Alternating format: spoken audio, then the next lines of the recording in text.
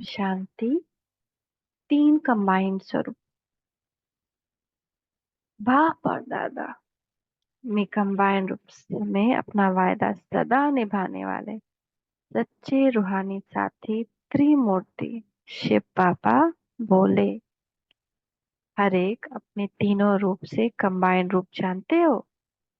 एक है अनादि कंबाइंड रूप, दूसरा है संगम युगी कंबाइंड रूप और तीसरा है भविष्य कंबाइंड रूप।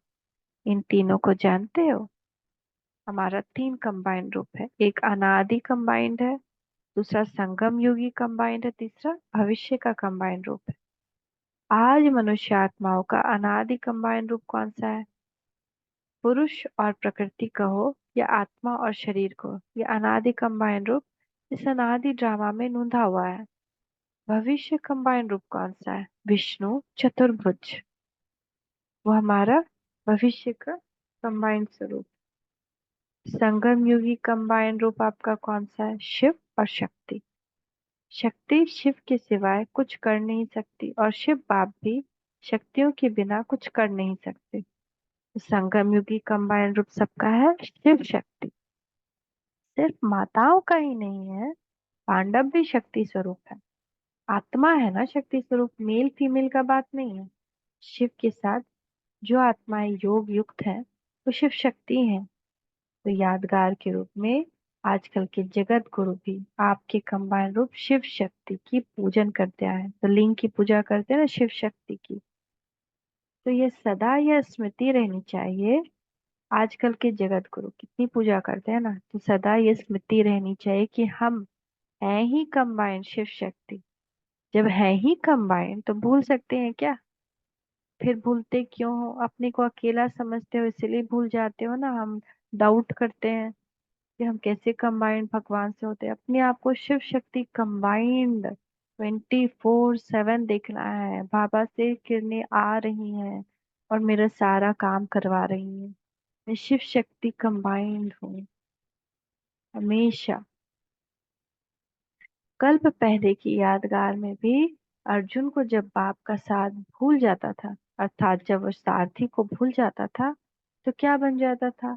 निर्बल कहो व कायर कहो। और जब स्मृति आती थी कि मेरा साथी और सारथी बाप है, तो विजयी बन जाता था ना। युद्ध में हमेशा उसकी ये स्थिति रही। तो फिर भगवान को याद दिलाना चाहता था, तुम्हारा सारथी मैं हूँ। निरंतर सहज याद की सहज युक्ति एक ही है कि सदा अपने कंबाइंड रूप को सदा याद रखो व स्मृति में रखो। तो कभी भी कमजोरी के संकल्प भी, क्या स्वप्न भी नहीं आएंगे। जागते सोते कंबाइंड रूप, जबकि बाप स्वयं बच्चों के साथ साथ रहने का वायदा कर रहे हैं और निभा भी रहे हैं, तो वायदे का लाभ उठाना चाहिए। ऐसी कंपनी व कंपेनियन फिर कब मिलेंगे? ऐसी कंपनी कंपेनियन कभी मिलेगा? भगवान कभी दोस्त मिलेगा, साथी मिलेगा ऐसा कभी? बहुत जन्मों से आत्माओं की कंपनी लेते हुए, दुख अनुभव करते हुए, अब भी आत्माओं की कंपनी अच्छी लगती है क्या? अभी तक भी बाबा कह रहे हैं अनुभव नहीं हुआ कि आत्माओं की कंपनी दुख देने वाली है। अभी भी वही कंपनी आपको अच्छी लगती है क्या? वही साथ अच्छा लगता है क्या, जब आपकी कंपनी को भूल औरों की कंपनी में चले जाते हो? कोई वैभव को, कोई व्यक्ति को कंपेनियन बना देते हो, अर्थात उस कंपनी को निभाने में इतने मस्त हो जाते हो जो बाप से किए हुए वायदे में भी अलमस्त हो जाते हो। ऐसे समय मालूम है कौन सा खेल करते हो? खेल करने के टाइम तो बड़े मस्त हो जाते हो, अभी भूल गए हो? कलाबाजी से भी बहुत रमणीक खेल करते हो। ऐसे नहीं कि जो सुनाएंगे वह खेल करते होंगे, दिखने वाले भी सुना सकते हैं। आपकी ही साकारी दुनिया में खेल दिखाते हैं बंदर और बंदरी का। बंदरिया को बंदर से सगाई के लिए पकड़ ले जाते हैं और बंदरिया नटखट हो घूंघट निकाल किनारा कर लेती है, पीठ कर लेती है। वह आगे करता है, वह पीछे हटती है। तो जैसे वह रमणीक खेल मनोरंजन के लिए दिखाते हैं, ऐसे ही बच्चे भी उस समय ऐसे नटखट होते हैं। बाप सम्मुख आते हैं और बच्चे अलमस्त होने के कारण देखते हुए भी नहीं देखते, सुनते हुए भी नहीं सुनते। ऐसे खेल अभी नहीं करना। अपने तीनों कंबाइंड रूपों को स्मृति में रखो, तो ही सदा के लिए साथ, सदा साथी से साथ निभा सकेंगे। अपने को अकेला समझने से चलते चलते जीवन में उदासी आ जाती है। हम समझते हैं हम अकेले हैं, अकेले पड़ गए हैं ना, कोई नहीं मेरे साथ है, कोई ख्याल रखने वाला नहीं है। लेकिन खुद भगवान हमारा ख्याल रखना है। खुद वो हमारा साजन बना है, साथी बना है, पतियों का पति है, पिताओं का पिता है। अतीन्द्रिय सुखमय जीवन, सर्व संबंधों से संपन्न जीवन और सर्व प्राप्तियों से संपन्न, उस समय नीरस व बिल्कुल असार अनुभव करते हो। त्रिनेत्री होते हुए भी कोई राह नजर नहीं आती। क्या करूं, कहाँ जाऊं, कुछ समझ में नहीं आएगा। खुद जीवन मुक्ति के गेट को खोलने वाले को कोई ठिकाना नजर नहीं आता है। माताएं क्या है, जीवन मुक्ति के गेट खोलने के निमित्त बनी है ना, तो उन्हीं को खुद ठिकाना नजर नहीं आता कि अब किधर जाएं, क्या करें। त्रिनेत्री होते हुए भी मार्ग नजर नहीं आता। त्रिकालदर्शी होते हुए भी अपने वर्तमान को नहीं समझ सकते। सृष्टि के सर्वात्माओं के भविष्य परिणाम को जानने वाले अपने उस समय के कर्म के परिणाम को जान नहीं सकते। ये कमाल करते हो ना। ऐसी कमाल रोज कोई न कोई बच्चे दिखाते रहते हैं। ऐसे समय बाप दादा क्या करते हैं, बहुत मनाते हैं, रिझाते हैं, लेकिन फिर भी बच्चे नटखट करते हैं।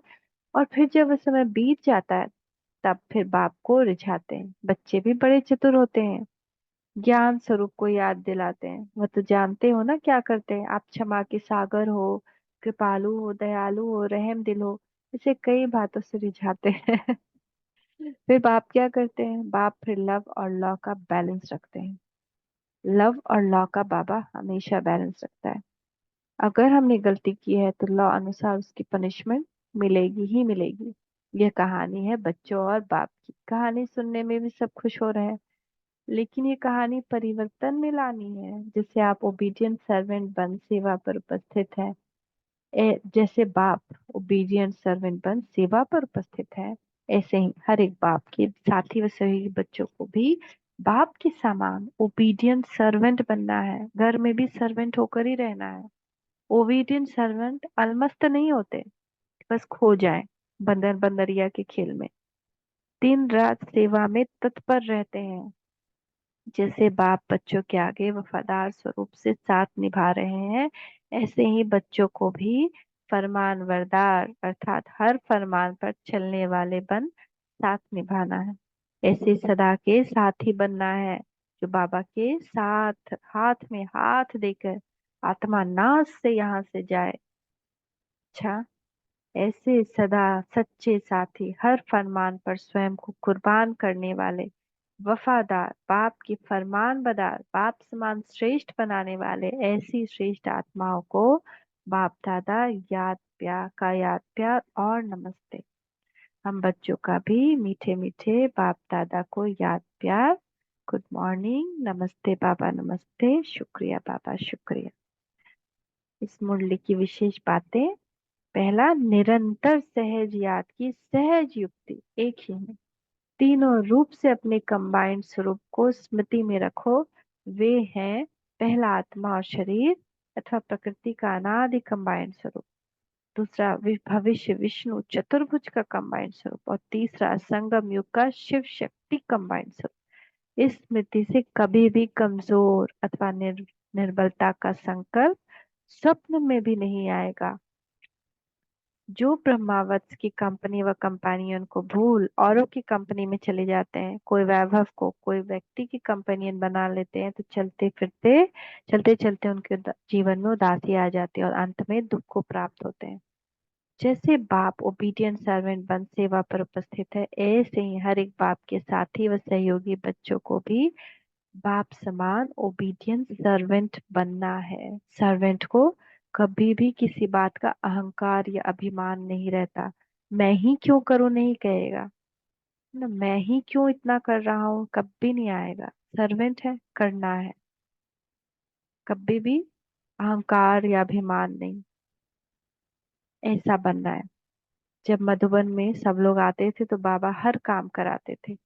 इवन जगदम्बा, जगत माता, जिसको भगवान ने सरस्वती और मेरुदाना बताया, इतनी बड़ी उपाधि उनके सामने उनको दे दी। ये भी बता दिया कि आप ही भविष्य की आने वाली महालक्ष्मी हैं, राधे हैं, अनुराधे हैं।